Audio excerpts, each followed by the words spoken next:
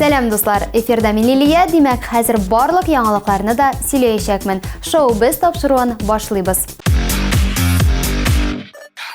Җәй бетә дип кәеф төшерү урынсыз миңа калса, чөнки көз белән бергә концерт сезоны да башлана.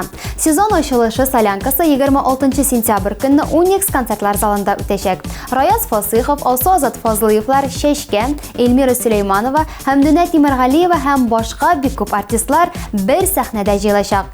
Килми, күрми калмагыз.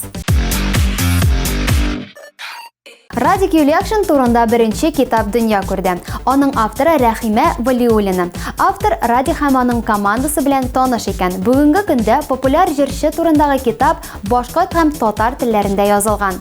Әлеге китапны хәтта мәктәпләрдә дә сорыйлар икән.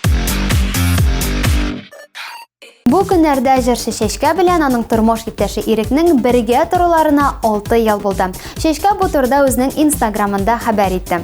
Пост астында язылган барлык матур теләкләргә Татмус ТВ телеканалы да кушыла. Алга таба да шулай матур итеп яшәргә язсын сезгә. Ландыш Нимаджанова булачак концертыннан афиша куйды. Ландыш моңа кадәр дә концертлар белән йөрде, тик монысы зур сюрприз белән булачак. Имеш-мимешләргә ышансаң, бу елгы концертында Ландышның ире Фәрит Таишев, балалары һәм Римма апа Ибрагимова да булачак икән. Дөресме, юкмы, анысы турында Ландыш комментарий бирмәде. Димәк, җырчының концертын зур түземсезлек белән көтеп калабыз. Шоу без тапшыруы ахырына якынлашты. Мин Лилия, әлеге сәгатькә булган бар яңалыкларны да сезгә җиткердем. Киләсе очрашуларга кадәр пока-пока.